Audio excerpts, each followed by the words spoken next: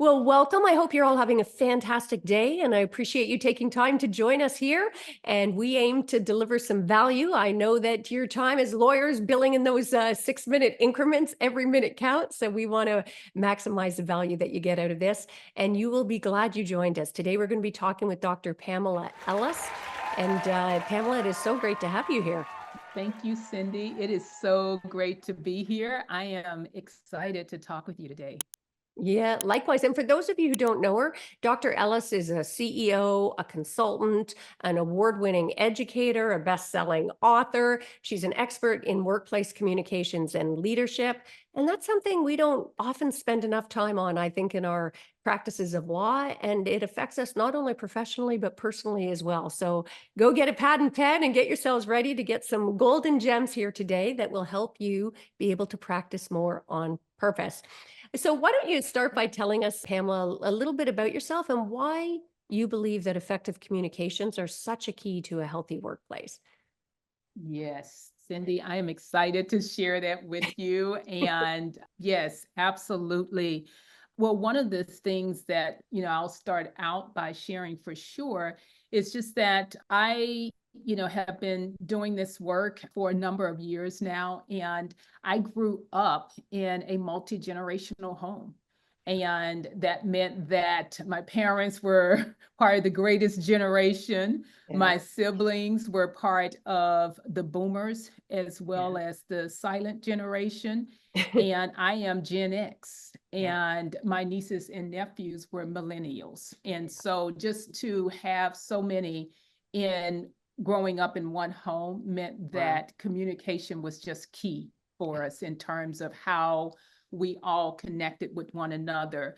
And, with my path through working in grad school, I was the youngest in my workplace, wow, being a Gen Xer, working with major corporations where there were people of other generations. Communication was key there as well. yeah. And I just think that, over the years with those different experiences, and even today, my work is about generations within the home because Yeah, I'm working with parents and teens and how they communicate. yeah, It's just been a common thread throughout my story. yeah. Yeah, well, I wouldn't have thought of that, but what a gift that is, having coming from a multi-generational home. I definitely I didn't have that benefit, and not even the normal Mhm. sort of parent. My mom was only 16 when she had me and 17 when she had my sister. And so there was Yeah. barely a generational gap in some ways, right? So what a great Mhm. gift for you to be able to have that experience.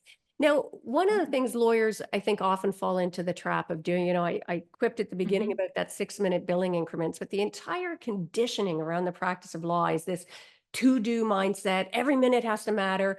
And I think we often don't pay enough attention to dynamics in the workplace. And today's market, especially, I mean, I think I'd love if you share what you think might be some of the consequences of that failure.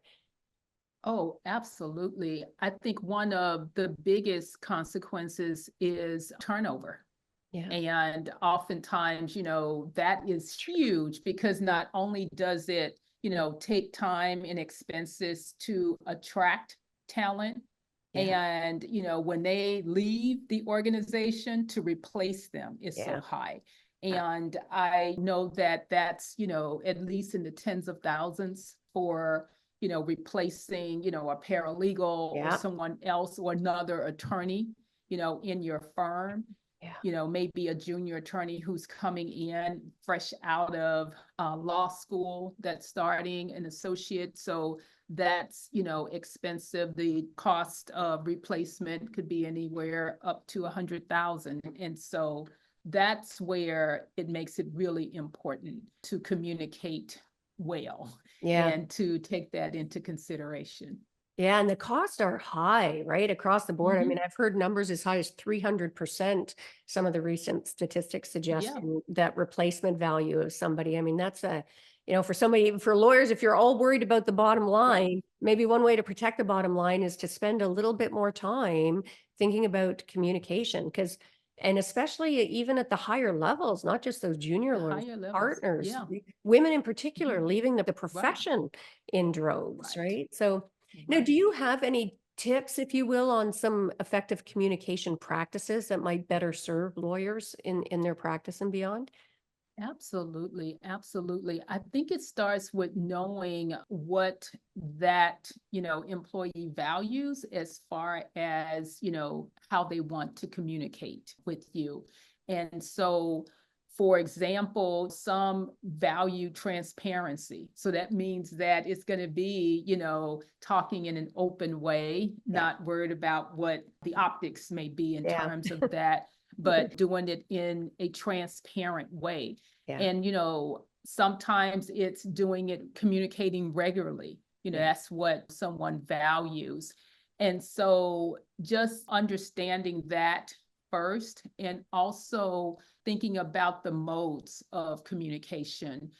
For some, it's email is the way they like to do it. Yeah. For others, it's more face to face. With another, it may be that they prefer visual. So it's something that's, written, like maybe a sign that's posted that supports, the way that they like to receive communication. Yeah. So if you can really think about those two key aspects, then that can really support you with being a better communicator Yeah. and understanding how communication can be received, Yeah. and really what's valued by that Yeah. employee or colleague.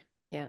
And it's funny because that's so often ignored, right? I mean, It even just is. like in terms of learning styles, right? Whether it's Mm-hmm. with junior lawyers as they're coming up through the ranks, but those learning styles tend to ripple over into the way we like to communicate generally. And not everybody's cookie cutter. The fact that you Right. like everything in writing in black and white, Yep. email can be a really dangerous mode of communication because you lose your body Right. language and your tone and all of those things. So Yeah. having the capacity to be more flexible to meet those needs is so important because a happy Yeah. workplace is a healthier workplace, which is going It to allow for is. better client relations and, at Right. every level. And I want to circle back when Exactly. you said about growing up in a generational home, because it kind of makes Mm-hmm. me laugh that when I hear so often today, sort of, more seasoned attorneys complaining about Mm-hmm. the younger generation coming through and the younger Yeah. generation thinking they're out of it. So what are some Mm-hmm. insights on how to bridge the generational gap, if you will? Oh my goodness. I think it's communication is certainly one of them in terms of understanding, how different generations prefer to communicate, Yeah. what their modes are, what they value, and their style of communicating. So Yeah. I have a multi-generational workplace, even though we're a small firm. It's still, three generations in our Nice. small firm, fewer than 10 people. And so it was an adjustment for Yeah. me, for sure, because I have a couple of Gen Xers on my team and they prefer to multitask. Yeah. And multitasking is not my friend. I Yeah. just do not prefer to do that at all. And they tend to do things more quickly. Yeah. And I'm of a generation and mindset that if you do it too quickly, you probably forgot Yeah. something or it was rushed, it's not as thorough. And so there could be that tension Yeah. sometimes when I may question, Yeah. their work, and it's not meant to suggest quality is lessened. It's just, it's a different mode for me. And Yeah. so having those open communications are really important in Yeah. that regard. Yeah. Yeah. It's Yeah. funny as you say, I was thinking about one of my boys was here today doing some work helping out Uh-huh. my husband and boy, did you see the same thing? He's like, because he's all about slow and steady. And my son's Yeah. like, go, go, go, getting it done. And there was, Right. and he was so proud of what he was achieving. So and I Yeah. think that's also part of it, right? Is just Yeah. recognizing that people have different ways of getting there and showing that Exactly. appreciation for Yes. the efforts that they give. Now, in addition to Exactly. the generational gap, I think we Mhm. often see a gender gap, sadly, still as an Yeah. issue in law. Mhm. And do you have any Yes. tips in particular for women, as leaders in their practices to shift from that feeling of being stifled to be able to step into their force of their power more authentically to be successful without feeling they have to buy into that cookie cutter beat your chest. My clients called me the Right. barracuda because I was guilty of that. I thought, oh, I better Yeah. get tougher. No one's going to take me seriously. Mhm. And man, was there a cost Yeah. for that. So I'd love your thoughts. Yeah, the thing that comes to mind for me right away is having an outside coach. Mm, yes. And I think that that will help that woman leader to see outside of what her day-to-day experience Yeah. is, because sometimes I feel like when we are within the organization, we may not be able to Yeah. assess the landscape Yeah. in a really objective way, but Yeah. having that outside viewpoint and someone who is not necessarily tied to your promotion Yes. or getting partner Yeah. is invaluable. Yeah. And they're able to then see it from a different lens and really give you the kind of hands-on guidance as far as your next steps, and Yeah. even do some role playing Yeah. so that you get a chance to practice how you want to show up at Yeah. work. And Yeah. so that's what comes to mind for me right away, because I know that a lot of our male counterparts, they have coaches. Yeah. But I Yes. feel like sometimes we, as women who are used to doing it all Yes. ourselves, Yes. that we don't often take advantage of Yeah. that coach who can Yeah. support us in a different way at that executive level. Oh, I am so glad you mentioned that. And I Mhm, think it's true that women in particular who are used to taking care of everyone else and to everything mhm. see it as somehow indulgent Right, or a sign of weakness, and yet right, you're so right. Because as you were saying, and I'm thinking it's almost like when you're in a bad mhm, relationship, you lose right. perspective while you're in it. Yeah, And certainly when right, you're in a toxic or approaching toxic, or it doesn't even have to be toxic, an environment that doesn't allow you to flourish in a way that's authentic right, and organic for you, getting that outside perspective, I agree with you, is really invaluable. Now, I've right. I've personally been on a mission to kind of encourage leaders to move away, like to shift how we define success, move away from that Mhm. old, more Yeah. competitive, top-down, power over model that we see in law in Mhm. particular, wherever it's all, even our Right, language in law, it's win or lose, right. opposing counsel, everything is about that. Mhm. I'm a big believer in finding more compassionate ways to lead and to practice, law and beyond. So Mhm. I'd love your thoughts on keys to how to lead in, what I hope is going to be a new paradigm that better honors Yeah. ourselves. Yeah. I think one of the first steps is to be aware of your own practice of listening. Yeah. And if that means, having additional training around it or what have Yeah. you, but Yes. listening is such a huge part of communication that oftentimes get unnoticed. And listening can be, as simple as just, actively repeating back what someone has said to show that you understood them, that you heard what they had to say. And I know for me, I can notice when someone is not listening to Yeah. me. Just their response could be so out of line. Like, really? That's not what I asked you. That's the answer, but not to my Yeah. question. So, just even doing that, I Yeah. think helps you to be a more compassionate Yeah. communicator and leader, and just recognizing that. And then secondly, something that I think is probably, you don't think of it as connected in this way, but it is, but I believe that self-care plays a role in your ability to really show Yes. compassion as a leader, as a person, vis-a-vis others. Because if you're not taking care of yourself and really spending that time, and it doesn't even have to be a lot of time, it could Yeah. be maybe 10 minutes a day of just taking time to have some quiet time, Yeah. or taking time to do something for you first at the Yeah. beginning of the day, whether it's going for a run, maybe it's reading a book, because you just haven't, you know that you won't have time to do it during the day or when Yeah. your kids wake up. Just taking that time to prioritize self-care Yeah. opens you up to be able to really show compassion, give your all to everyone else. And it could be a gratitude practice Yeah. as your self-care. Yeah. Just what are you grateful for that day? Yeah. Well, and boy, I really want to put a pin in for our listeners. I'm going to ask you to just take a moment and pause and allow those 2 points are game changers for anybody looking to practice more on purpose. Mhm. Listening, as lawyers, let's get ruthlessly honest with ourselves here. We are conditioned not to listen well. We believe that success in the courtroom or in a board meeting is talking over people. The person who's talking the loudest and Mhm. longest is somehow winning the argument. And the Mhm. opposite is true. If you're hearing your voice more than anybody else in the room, then just Yeah. stop, drop, and roll. And I love when you talk about that active listening. And I'd even Yeah. for lawyers in particular, I'd invite you all to just kick it up a notch. Practice what I call elevated Mhm. active listening, where when somebody else is making their thing and you want to show that you've listened, put back their position or their argument to them in a way that's Mhm. even more graceful and gracious Right. and compelling than they put it. It is incredible how Mhm. people suddenly stop and go, "Oh my gosh, they actually do get it." And then it opens the Right. space for better deals.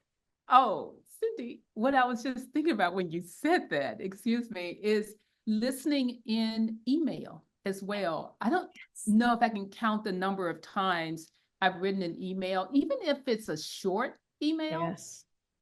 When people respond back to it, it was like you didn't even read it, Yes, that's so because true. I asked you XYZ, but you responded back with a response that just showed that you didn't Yeah. read the email. And I think of that even as Yeah. listening, Yeah. because you're showing that other person that you heard them Yeah. and you understood what they wrote to you. You Yeah. answered the question that they asked you. Yeah. And so Yeah. that's another side of it as Yeah. well. So it's not just the talking, but it's in your communicating Yeah. through email as Yeah. well. Oh, I love that. And not even just the content of the email, but the tone of the email, the parts that are Mhm. not spoken but implicit in. I think that's such great advice. And I want to circle back to that self-care piece so it doesn't get lost in the shuffle. Mhm. So as lawyers, again, I don't know where it comes from, but I often felt like early in my practice, it was like, and I'm dating myself here, but that scene from Yeah. Jaws when they're all in the boat showing their scars and bragging about, oh, you think you got that? Look at this. And, throwing the leg up in the air.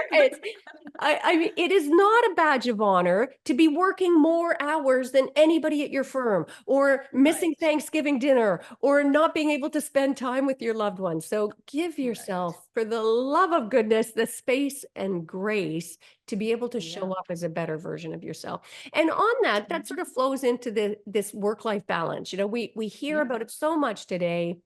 Lawyers are Mhm. constantly saying, "Oh, it's a struggle. I can't get it. I can't get it."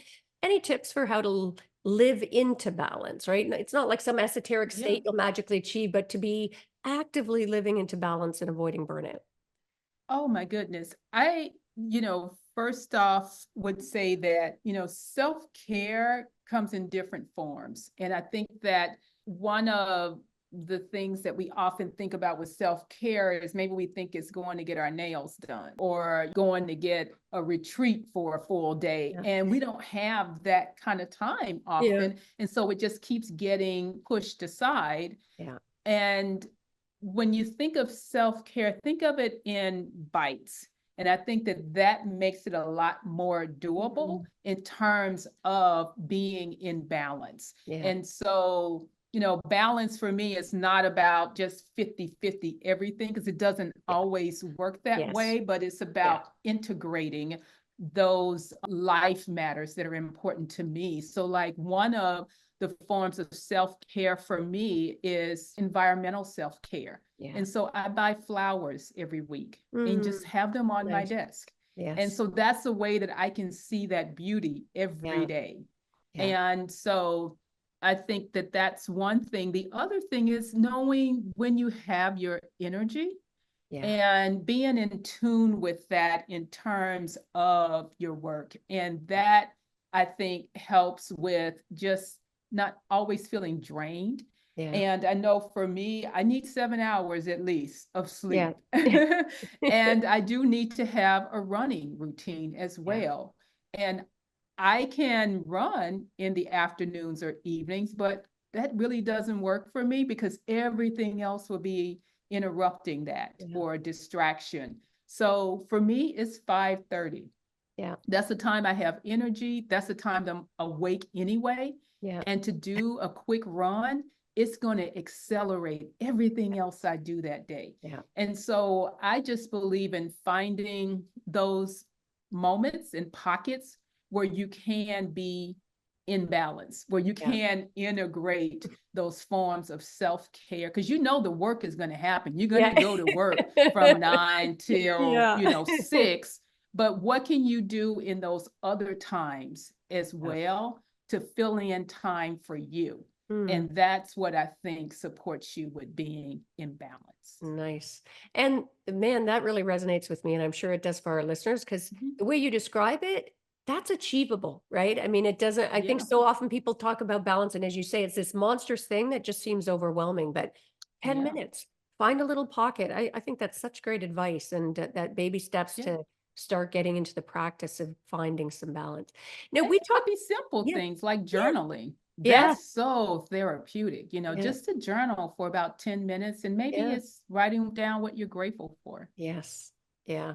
I really like that. It's funny. I used to poo-poo some of that stuff many like, Mhm. back in the Barracuda days and Yes. boy, gratitude practices, I don't care how bad your situation is, there is always Mhm. something you can find to be grateful for in this world and it is a game You changer. can, you can. And the research has shown that when you practice gratitude, it reduces stress Yeah. and it builds resilience. And Yes. those are two things that will serve you well in whatever you want to accomplish. Yeah. Especially in a world where you're so conditioned to be trying to, beat up on the other side and just taking that Yeah, space to be grateful allows you to show up as a better version of yourself. And you it may be does. surprised that when you're not trying to so busy exerting power over others, when you show up with a Yeah, little more generosity of spirit, you actually might find even right. better outcomes for you, for your client, and for the other side. I mean, it's Hmm. a beautiful thing happens when we allow Absolutely. that. And that runs, I'd said Absolutely. earlier about trying to shift how we define success. I'd be curious, Hmm. how do you define success, Pamela? What does that look like for you? Oh my goodness. For me, it's about keeping the promises that I make to myself.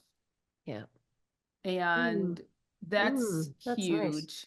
It's a quote, I can't give it justice right now, by Don Miguel Ruiz, Mm, and it's from the Four Agreements, yes. where he talks about being impeccable with your word. Yes. And so the word is, the promise that you make to yourself. And for me, that's success. Oh, I have never had that answer in all the time I've been doing this. And wow, did that strike a chord with me? Because, and again, for our listeners, not to put you on the spot, but I really invite you to think about whether you feel integrity that you are keeping promises with yourself. Most of us got into law because we wanted to make a difference in the world. Are you still living into that? Are you still Mhm. practicing that? Are you showing up every day, trying to make the world a better place, trying to make your client's circumstances a better Mhm. place? Are you keeping that promise that caused you to pursue this path in the future? That's such a beautiful answer, Pamela. Thank you for sharing that. Mhm.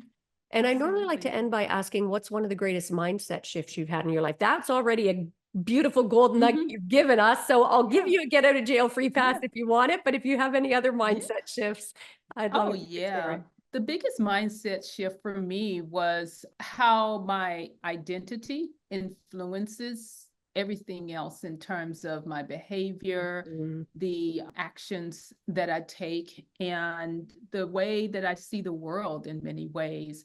And so that mindset shift for me was, once I became divorced, no longer seeing myself as the wife, yeah. because as long as I held on to that identity, I felt like a failure. But once I let it go, then I could be and own Yeah. who I saw myself as, Mm, and still thrive in my business as an entrepreneur, and know that I could achieve that without a partner, because I no longer had that title. It yeah. didn't have to hold me down, Yeah. that I no longer had it. Yeah. Yeah. Well, first, thanks for your transparency and vulnerability on that. I love that. And on that, that kind of modeling, I would really invite for our listeners as well to think, as lawyers, we often see vulnerability as a weakness somehow. And I really invite you to shift that perspective. The opposite is true, both with your clients, within your firm. When you're more open and transparent about your needs, it opens space to get more. So that's one piece, but also thank you, Pamela. That piece about identity, I think, and again for our listeners, I really encourage you to think about, is your identity so wrapped up in that traditional model of a lawyer that maybe you've forgotten your identity as a human to be able to show up and just be human? And also, I think in law, when we're working and we're so conditioned to work so hard, what does that do for our identities as mothers? You know, are we putting those in conflict, or as fathers, or as intimate partners? So I think that was a beautiful, profound answer that you allowed us to end on here. And just before I ask you to tell us where people can learn more about you, Dr. Ellis, I just want to also let our listeners know, even though we didn't talk about it here today, because I wanted to talk about practicing with purpose, but I do want to give a shout out as well. Dr. Ellis is known as like the education doctor. She does incredible work about helping parents and students be able to sort of navigate and negotiate through that college admissions process. She's got a really unique formula. 95% of her students get into their top college choice. And incredibly, the average sort of monetary scholarship access they get is in the neighborhood of $75,000. So if any of you also happen to have kids and you're in that navigating that process, if they're approaching that high school, don't wait until they're ready for college. If they're approaching that high school age, I encourage you to reach out and check out Dr. Ellis and the fabulous work she's doing. So where can people learn more about you, Pamela? They can learn more about me on LinkedIn, and I would love to message me, Communicate 25, because I'd love to provide a free resource for them around managing and communicating across the generations, in particular for retention. And that is at Dr. Pamela, Dr. Pamela, Pamela Ellis, Ellis on LinkedIn. So please reach out to me there, and you can message me, Communicate 25, and I'll look forward to sending that to you directly. Well, fabulous. And for our listeners, take advantage of it. Don't get so caught up in your busy to-do life, as we were talking about earlier, that you don't take the few minutes to reach out on LinkedIn and grab that resource. This is a growing problem with a lot of law firms, is generational gap, and getting some access to valuable information about how to navigate that will be definitely worthwhile. So thank you so much, Pamela. It's been a pleasure having the conversation with you. I wish we had more time to be able to explore it. We'll have to get you back to talk a little deeper. So thanks so much. Thank you, Cindy, and take care. And for our listeners, I have no doubt there was so much value here. Please make sure that you share this episode. Give the gift of sharing to other lawyers who can benefit from showing up with better communications and different perspectives to be able to practice more on purpose. Make sure to subscribe to the podcast if you haven't done that already. And make sure to check out my Art of Feminine Negotiation podcast as well. It is not necessarily gender specific. It's about shifting to a new paradigm of leadership and being. And before we sign off, I specialize in teaching both seasoned and early stage attorneys a better way to practice so that you can be increasingly authentic, less battle worn, and ultimately significantly more effective as a result of that. Certainly love the opportunity to help your firm and or you individually thrive and be able to stand out. And if you're interested in bringing a better way to practice law for yourself or your firm, check it out at www.practicingwithpurpose.org, and you can book a consultation. And that's a wrap for this episode. So until next time, go forth, find ways that you can practice more on purpose, find a better way to practice law so you can rekindle that passion and make a difference in the world, negotiating your best life and practice on your terms. Until next time, take care.